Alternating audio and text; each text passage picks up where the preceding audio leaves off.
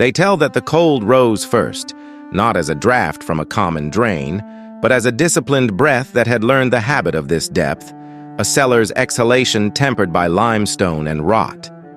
The bailiff who wrenched back the door remembered the way the iron rasped through stone grit, and how the hinge, ungreased for years, answered like a saw across knotted bone. One lantern, then two, then a third, and the room declared itself in sepia pools, the light running over walls that sweated, over timbers furred white with efflorescent salt, over the slumped bales of straw that showed the dark scallop of old urine.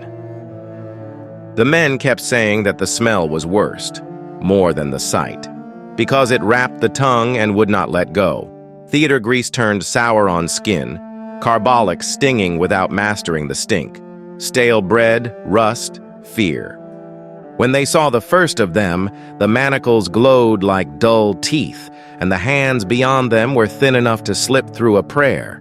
There was a pendant of string and beads in that dark, a child's effort to keep count, and an old calliope. Pipe stood in the corner like a cane left by a blind giant who would return when the music began again.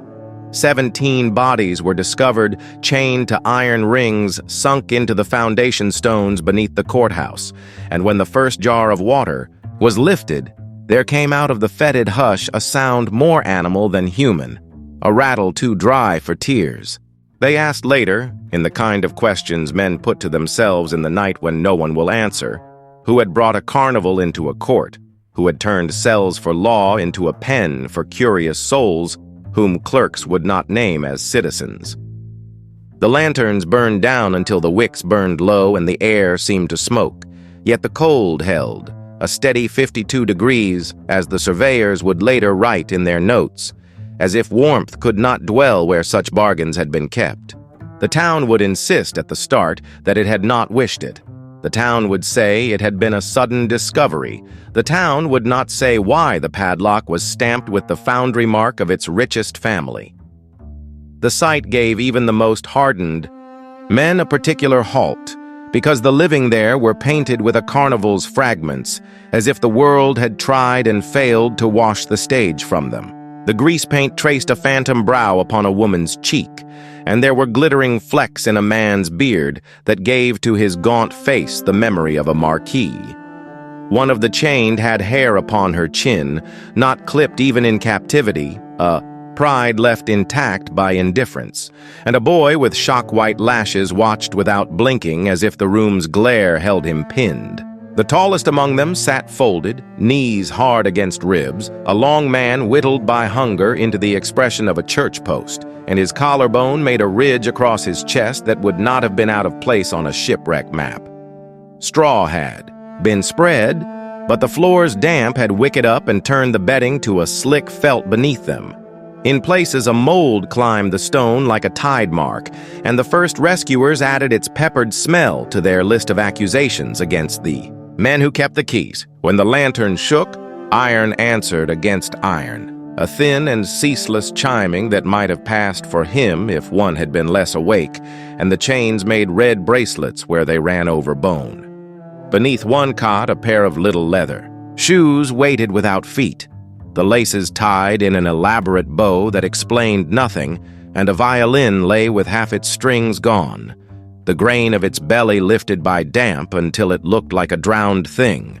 If there was sound from beyond, it was the far call of wagons in Market Street, and lower and stranger, a tone held in the masonry that reminded any who had paid to stand at the edge of a sawdust ring that music had once gone by this way. At the threshold stood a pail of whitewash and a brush, stiff with neglect, as if someone had started to render the room invisible and grown bored, and the lath and plaster wall at the far end showed the native brick like a wound where the plaster had fallen back. The first article in the local paper would decline to say that the chained were performers, for such words made certain citizens nervous. The article would call them unfortunates, which costs less, and the names would not be printed because it was easier to bury the living if one began by hiding the syllables that belonged to them. In the year of our Lord, 1891, when the coke ovens on the hill burned blue and Kiskiminida's creek ran black after a rain with the leavings of 100 furnaces. The town of Cinder Mill considered itself modern. It had a brick courthouse with a clock that answered the Pennsylvania Railroad's new timetable, a shingle-roofed almshouse on the outskirts with a windmill that cut the winter on good days, and a foundry that stamped the Harrow name into everything, from field hinges to locomotive plates. The Harrow lot kept their purses open in public. Their name was on the church window. Their eldest sat on the school board. Their patriarch maintained a paternal presence at the factory gate, arm thrown across shoulders in ways that made men known to the ledger. The court itself, the place, where the cellar lay, had been built upon the foundations of an older distillery that had burned in a 4th of July mischance 3 decades earlier, and some bricklayers grumbled that the new men stacked law upon spirits at their peril. Sheriffs changed with elections, but the clerk who ran the calendars, a careful man named Pike, had an eye that read plenty and lips that did not tire. He kept the citations straight even when the town's gossip wanted to run ahead. Men came, in off the trolley with newspaper habits, and ladies carried carpet bags from the dry goods store with calico and notion. A traveling show could still set up at the fairground by the riverbank and earn enough in one evening's rain to carry its train to the next whistle stop. Such exhibitions did not call themselves circuses when they wintered. They spoke of museums and lectures, of ethnological wonders, of saints and sinners, because a county that liked to describe itself as sober preferred to be entertained by education. It was the kind of place that drew men who measured weights, distances, wages, heads. I came to know this in the year 1947, when I was hired to clear the county record room of mildew after the war rationing had starved it of coal and left the damp to whisper up beneath the baseboards.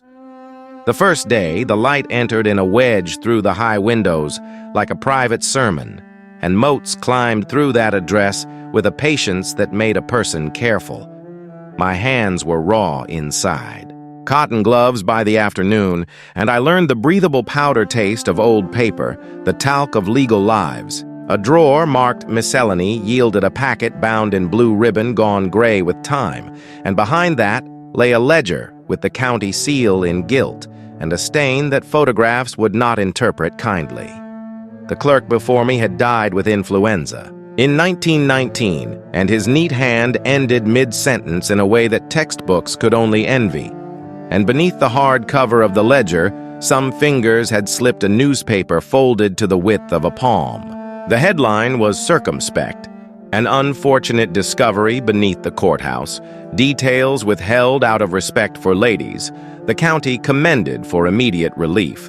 In the margin, in a different hand, someone had written a number and a name, and then erased both with a soft eraser, leaving only the lead's ghost to haunt the fiber. I grew a habit of staying late with the windows open to crack to let in the smell of oak leaves and the distant oil smell off the tracks. The ledger propped on a dictionary of the Commonwealth. Each entry made the present feel like a corridor. I would never quite walk. Among the sealed envelopes was one with a red thread run through 5 holes and tied in a counselor's knot. When I teased it free, I found testimonies, unsigned, and a bill of sale for 17 sets of iron restraints ordered in the spring of 1890 and delivered with a Harrow foundry stamp before harvest.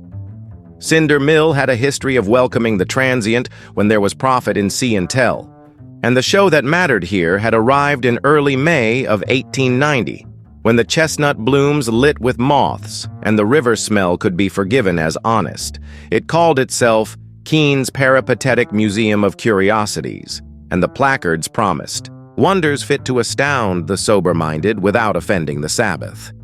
The proprietor wore a frock coat and a showman's smile that stopped just before true warmth, and he claimed, in that stiff-bodied manner of men who prefer moonlit titles, to daylight names, an honorary colonelcy from a state that had never heard of him. A bearded woman sat upon a chair and knitted calmly, while the boys, emboldened by distance and their father's smirks, tested the virtue of their eyes. A giant stooped, yet still brushed the ridgepole when he forgot to take care. A seamstress, Without arms, sewed with her toes, and bit the thread with a practiced turn of her head that made a man proud and ashamed in the same breath. There were twins whose bodies had settled on the same base like a candelabrum, and a boy with albinism, who could play a hymn on a tinny piano that made even the sallow mothers cross themselves without admitting to superstition. Dr. Ephraim L. Dwyer took a particular interest. This was a gentleman of university training and a member of the Pennsylvania Society for the Improvement of the Defective Classes, and he stood with a notebook and a paper tape and asked his questions as if the world could be brought to heel by numbers. Ladies visited when the heat went down and spoke of Christian charity to their friends, though many fingers left pennies meaner than their words. At the end of the week, the colonel paid in coin, with the soft wear of 1,000 pockets, and loaded his crates, but the calliope did not pack easily, and one of its pipes, a long bronze thing that made a noble tone, was left by accident or design in the fairground barn until someone might come for it. The town had known winter hardships before. The winters of 78 and 85 had cracked floors and put pane glass into 1,000 glittering tears. But the winter after Keene's museum visited had a special meanness. Coal ran dear, and families took to burning chair rungs and pulling up lengths of their porches to keep the stove's door fed, and the almshouse took in more and emptied none. There had been a flood 2 years prior that took families in Johnstown away in heaps, and men in waistcoats came to the valley with cameras and pencils and wrote God into their reports without asking permission. In the years since, the habit of looking at ruin had become a way to fill evenings not given to hymn sings. The Harrow Institute for the Training and Relief of the Afflicted was not so old as its name made it sound, but the Harrow benefaction had been long-standing in other departments, and its trustees wanted for no ambition. It stood beyond town at the end of a lane with black locusts that had been trimmed too close. The bricks were good, but the windows too small for comfort, and the nurses moved with a thoughtfulness that came of years of being told to be invisible. Dr. Dwyer held lectures in the Methodist basement with diagrams of skulls and claims that looked scientific when a person did not hold them up to light. He brought calipers like instruments of communion and touched boys' heads with a promise that this would make comprehension easier to number. In such a world, a cellar could be a laboratory if the door to it said so in a practiced hand, and a ring set into stone could be called a safeguard by a man who meant no kindness by the word. The old distillery foundations under the courthouse had been inspected when the building went up, and some bricklayers argued for filling them all together. It had been simpler, cheaper, to wall the rooms and leave a door for brooms and records. The show left town, but not all of it. The colonel filed an insurance claim in July for damages at his winter quarters near Altoona, where a stove had been overturned in a room stacked with costumes, and the claim named losses in velvet and hair, and a second-hand organ with cracked keys. There were 17 persons in the troupe not accounted for after the mishap in the claim, though it was not a list the underwriter had required, and the ledger I held in 1947 named 17 bracelets of iron with swivel, 17 chains of a length appropriate to keep a man from the wall, 17 locks keyed to 6. Sheriff Kinney, elected on a promise to keep saloons checked and Sunday quiet, was called upon twice in late November of 1890 to quell disturbances at the fairground barn where boys gathered to try the calliope pipe with their mouths. It made a hollow tone that pleased them until a man from the Harrow factory told them to go and carried the pipe away on a wagon. The doctor proposed, in December, a trial of human discipline for the care of those who could not be released safely, and he spoke of clouded minds and moral contagion in the safe phrases that gentlemen used when they desired to walk roughshod without dust on their cuffs. There was at least one meeting in the judge's chambers without minutes, which is the way certain histories arrange themselves, and afterward 3 masons were paid in cash from a fund called Miscellaneous for labor beneath the court and supplies, marked whitewash, manila rope, iron anchors.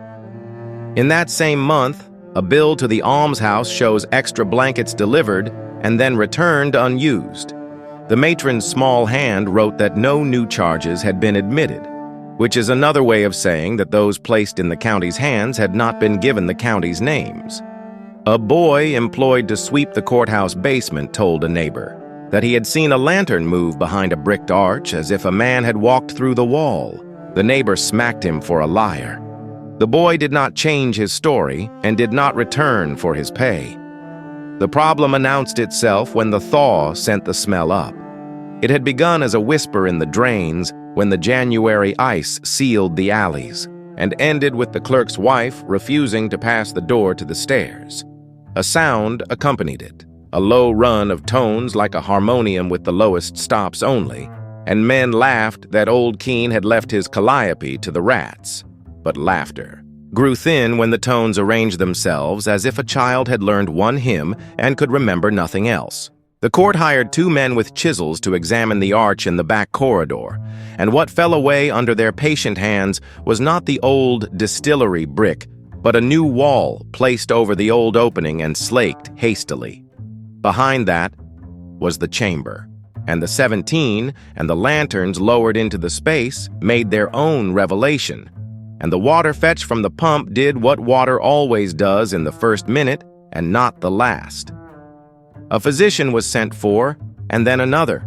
There were murmurs about moving the unfortunates in the night to spare the county rumor, but the cold made a night move unkind, and one of the men, the tall one, would not have survived the jostling. The almshouse sent a wagon and coarse blankets, and the matron who had written in December stood in the doorway and said nothing helpful, because some days a mouth holds only breath. There was in the roll of straw a small wooden box that had held grease paint and was now full of what the spoon would carry. Some of the men who went down came back up and lost their stomachs on the stair, and those who kept their food looked a shade older by dinner time. The county judge, who had been a friend of the Harrows since youth and had lost nothing by it, said that the hand of Christian charity would cover the matter and that the investigation would be orderly. The sheriff wrote the names of the 17 into a book, and later a new hand scratched them out and replaced them with numbers, because a numbered man makes less of a hole when he goes missing. What followed is recorded in that ledger in a way, both scrupulous and untruthful, the manner of a good clerk forced to write a bad tale. The Harrow Institute sent a conveyance with clean straw and attendants who carried metal basins that smelled of phenol and a stout rope to manage the giant should he wake out of kindness into panic. Reverend Silas Harrow appeared with a Bible, with which the Reverend was always ready, and made an address in a voice pitched to pray without deciding anything.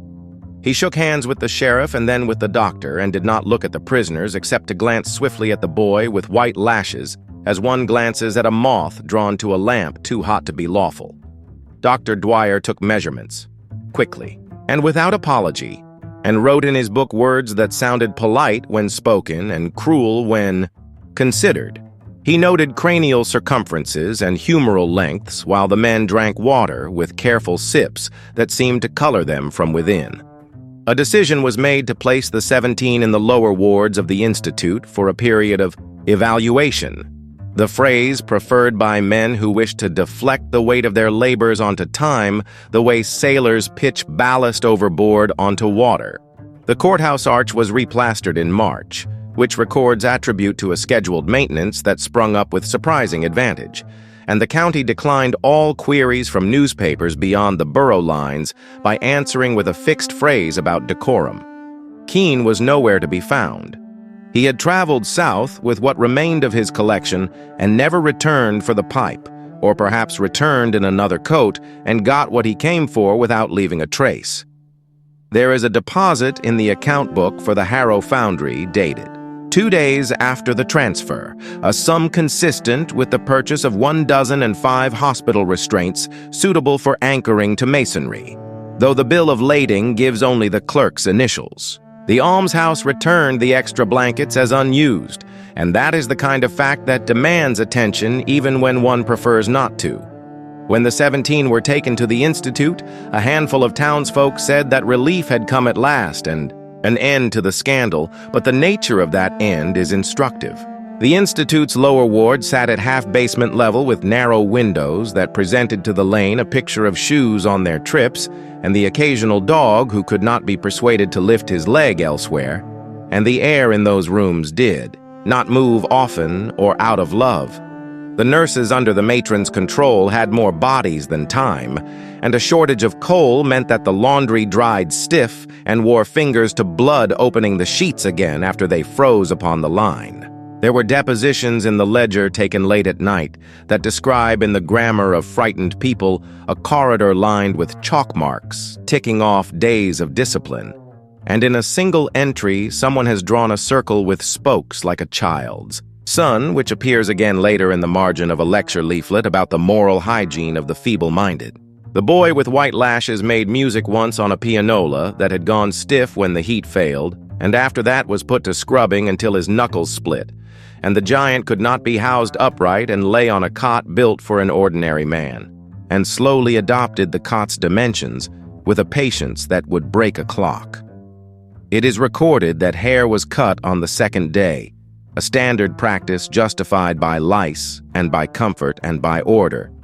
But the clippings were saved, not burned, and tied into bundles that appear later on a bill to the foundry as packing material for delicate instrument. One of the nurses wrote a letter that her daughter kept in a dresser under a stack of embroidered pillowcases.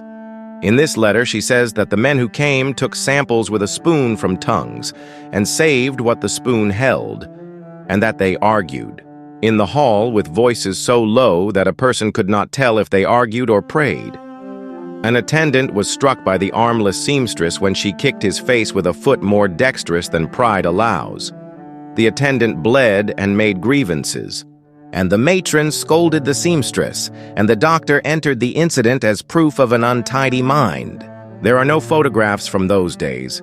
There are prints, captions without images, the paper having been pried away by a damp patron's fingers 10 years before I was born.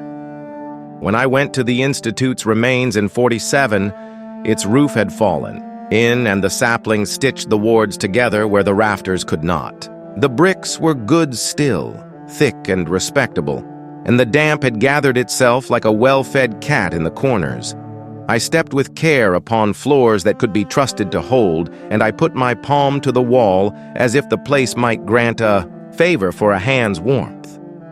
In the lower corridor, the window wells still framed the lane, and the shoes went by, different shoes, with more rubber and less polish, and the wind brought me the iron smell off the tracks, which smell is older than war or law.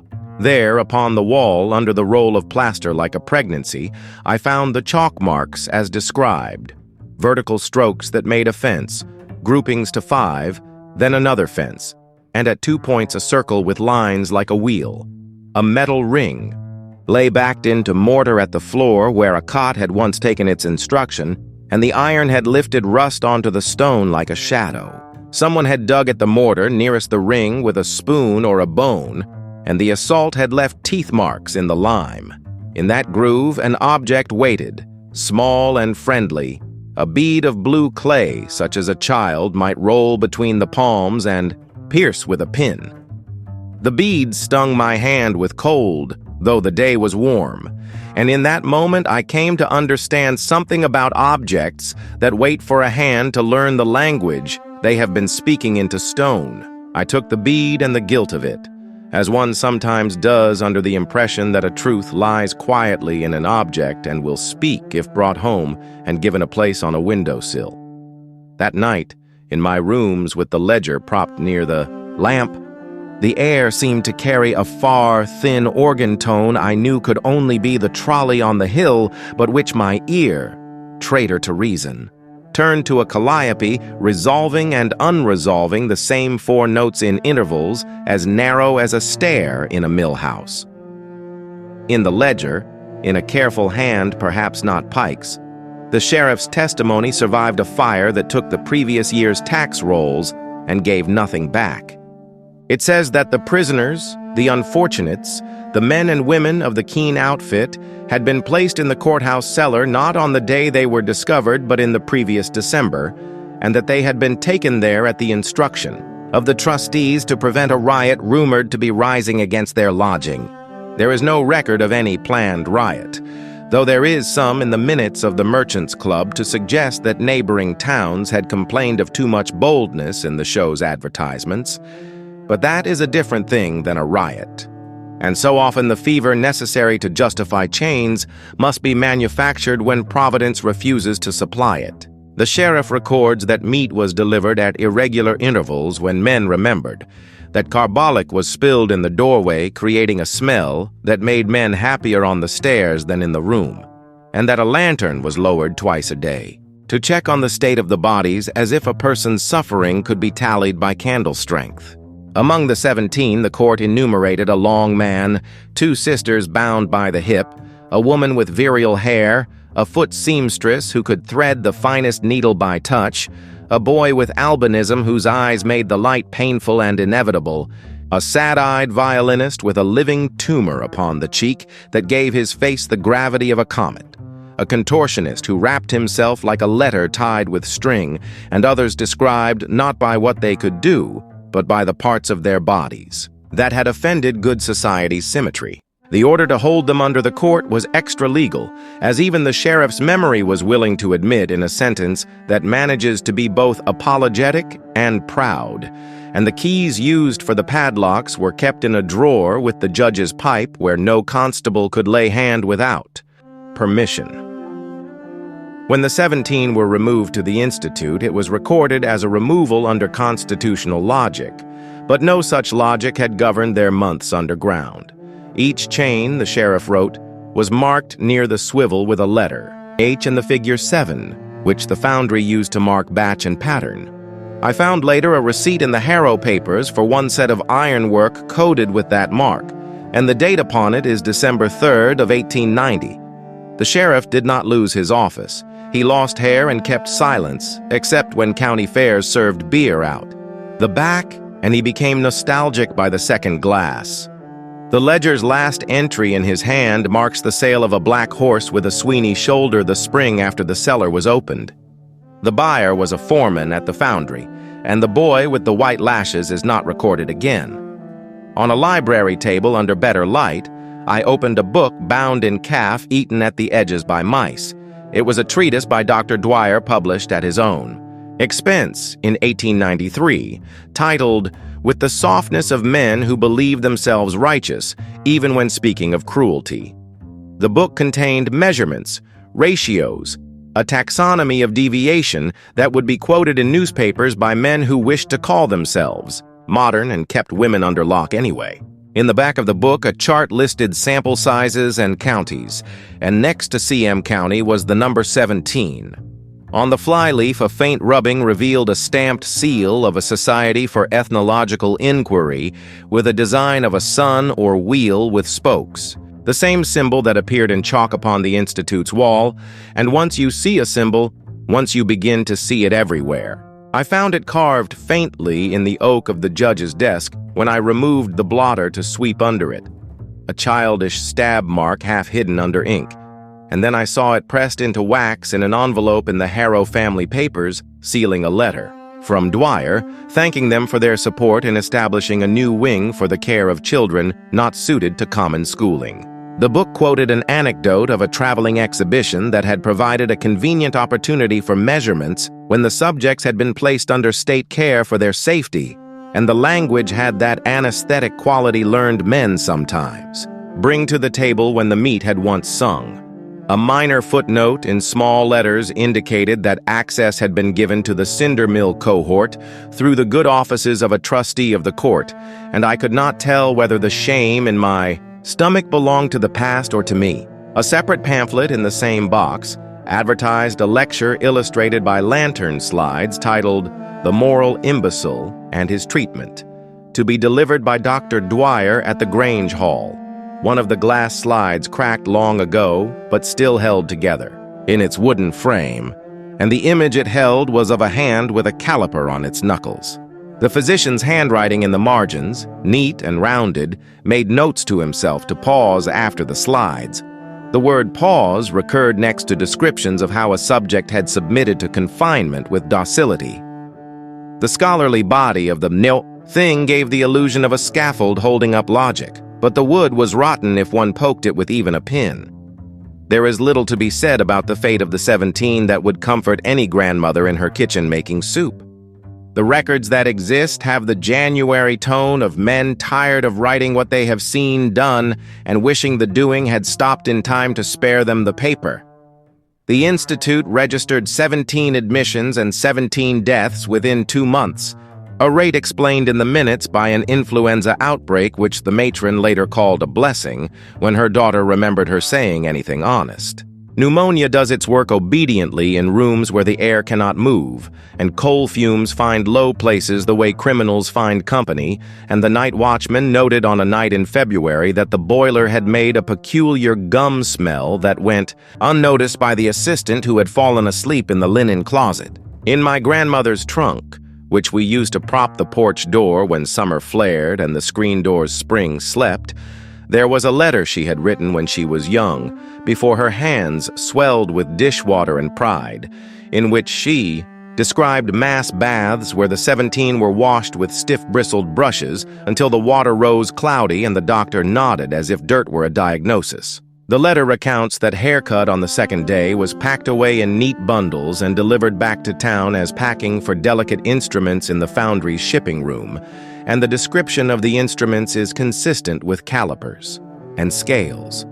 A second letter, never posted, tucked into the first, tells that after the bath night, 6 of the 17 quieted before dawn with a kind of sleep too uniform to be honest.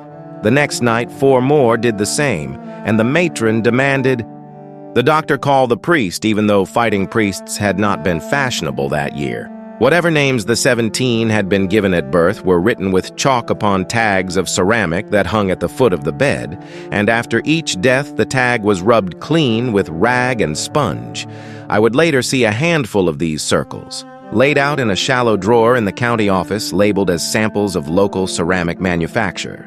A record in the foundry book shows a delivery in March of 17 irregular weights of slag sent to a farm at the edge of town for road fill, and on the next page a credit given for the sale of hair to a wig maker in Philadelphia that month, which the clerk had entered in a hand more cheerful than mine could manage. It is tiring work, discovery, when the facts refuse to harmonize with the version of the town, a person stored in a shoebox under the bed. The old courthouse cellar was sealed again the year after, in a manner more careful, and for a time, cinder. Mill prospered and put its mind to different matters. Strikes, a polio scare, a parade to welcome boys back from France who did not sleep easily in rooms that reminded them of ships. I lived long enough in that town to know the song of its trolleys and the quiet of its winter mornings. And once you know the quiet, you hear things other men miss. In 1947, after a week reading the ledger's pages and imagining the knuckles that had pushed the pen across that scratchy paper, I came to feel I owed someone a visit no calendar would require.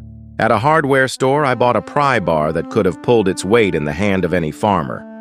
Late one afternoon, when the shadows drew themselves out like long cats asleep by a stove, I took that bar into the courthouse basement with a lantern and set to the newer plaster with care. The wall fell with less complaint than my conscience, and the air that spilled out of the open door had been waiting its turn with the patience of stone. There in the darkness, which accepted my light with a shrug, I saw the iron rings set, like punctuation in the floor and the prints of long-gone cots.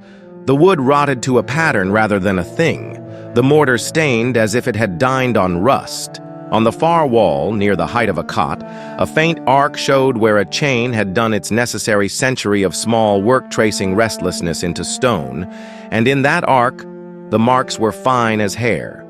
In the damp, something sweet persisted. The ghost of grease paint, the kind of fat smell that poultry sheds in kitchens on holidays, and under it all the clean, bright stab of carbolic. On the floor, near a ring, lay a ceramic tag, the color of old milk. It bore the number 7 in pencil and a smear such as charcoal leaves on fingers. I put the tag in my pocket, and in that act, I did an unholy thing for an archivist, but a human thing, for a man sick of watching things hum under glass. It is not the first time I have taken a marker from a place where a person had used it to remain, and it won't be the last. But this one had a habit different from other objects. It warmed under my shirt sleeves when I climbed the courthouse stairs, and seemed to cool when I held it in my palm in my attic room. And there are not many objects that apply themselves so personally to a man's circulation. I set it on my desk, and overnight a ring of white dust formed around it. Not salt, not lime. Perhaps a slow flaking like an old man's skin in winter. When I pushed the powder together with a finger, it made a paste that gave off the clean, slightly bitter scent of barbers 30 years gone. I understood without being told by science which of the 17 had held the tag when the pencil wrote on it last. The contortionist, the one who had wrapped himself into a patience born of bones. I do not pretend that the tag spoke. I do not put my name next to men who declare such. But there are nights when a man finds a way to stand in his room and recall a shape that was not his, and wince because some gestures have no comfort in them. In the ledger, a line of the contortionist's hand survives. He drew a knot there, a figure 8 pulled tight, and when I drew the same knot absent-mindedly in a notebook, the tag warmed on the desk as if the movement excited some small trapped heat. The little blue bead I had taken from the Institute glittered with a glaze I had not seen in the light of day.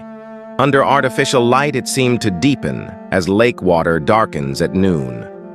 I tried to sleep and could not. The trolley's complaint became the Calliope's run.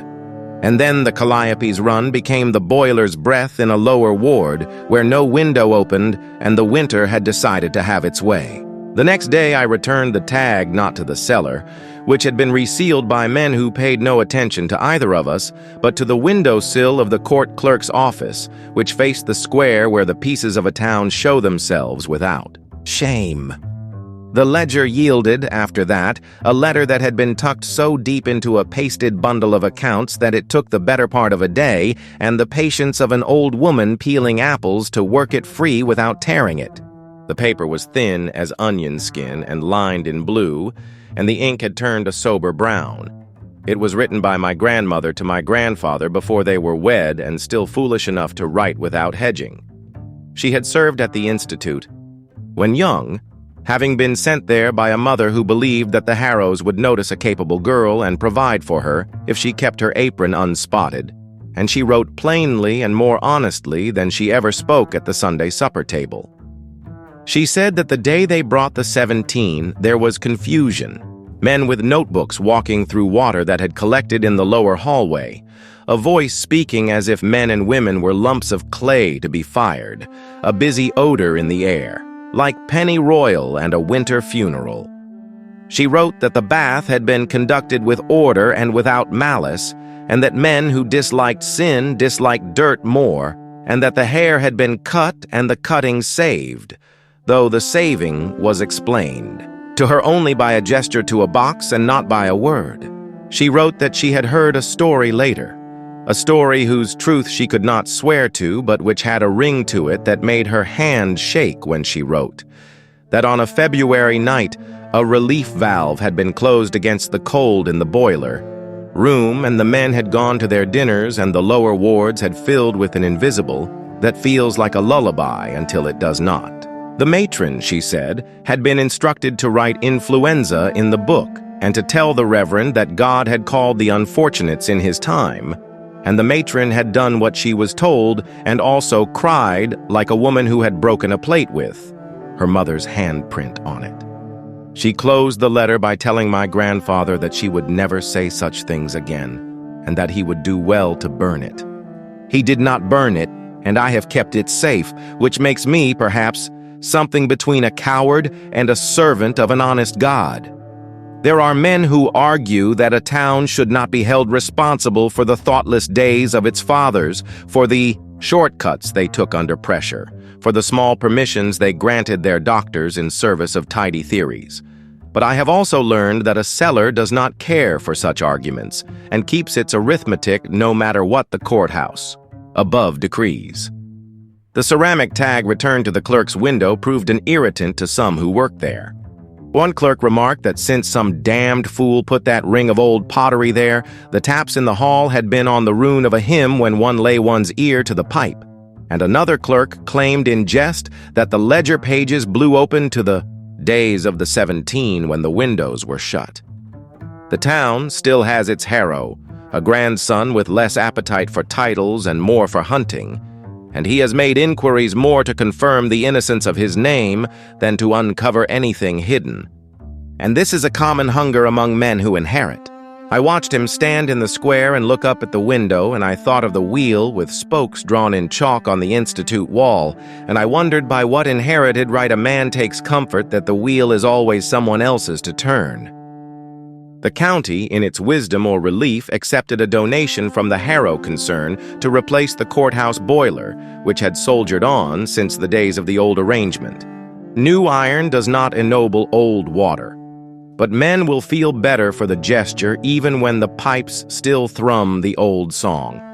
Somewhere in the records there is a bill for the sale of hair to a wig maker, and in Philadelphia, if one knew which wardrobe to open, one might find a shawl pinned with a comb that once rested in the hair of that bearded woman and sat above a chin that took more jeers than any fair. Somewhere, too, a bit of slag ground down into a road now under asphalt perhaps bears. An inclusion that a careful man would see is triangle and a curl. If a person kneels there with his ear to the road on a cold day, he might hear a carriage that goes nowhere and carries no one. And you tell me whether that is the sound of guilt or trains. It is late now and the courthouse has gone dark in all. But the window where the clerk reads the ledger and decides what to bring his children from the corner at closing time, and in that window, the white ring around the ceramic tag glows a little in the lamplight. The town's church clock cannot make up its mind about any hour after midnight and strikes 13 half the winter, and the boys argue about ghosts on the steps of the public library because the only other entertainment is to walk to the bridge and throw stones.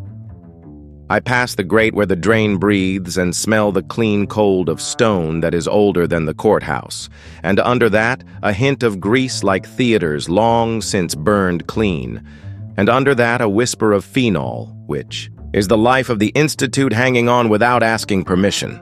If I kneel and put my hand to the grate, I feel a chill that is not of the air and not of my imagination, and the iron leaves a print across my palm like a signature I cannot cash.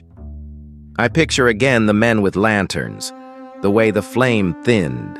When the doors opened, and I remember the first argument a man has with his better self, and what he loses when he throws up his hands and says that numbers know best. I carry the ledger in my head now and not under my arm, which is better for my back and worse for my sleep. In dreams, the chalk marks tally until they meet, and then break and begin again with the patience of men who have taught patience to their own bones. I have no tidy moral to conclude because the county had none when it shoved straw at 17 and called it policy. I have hunger, and I have a bead of blue clay that has not lost its glaze. And when the light strikes it, I think of the boy whose eyes flinched and then did not. When snow falls, the cellar keeps the same temperature and refuses to freeze and refuses to warm. And that strikes me as the kind of sentence no jury writes, but every jail does. So we come to the end not with triumph and not with rest, but with a picture of a ring set into stone and the mark left beneath it by a chain in a curve as fine as hair, and a drop of water fattening and fattening again at exact intervals, without malice and without stopping, and a hand somewhere above turning a key that is not theirs to turn and cannot be refused.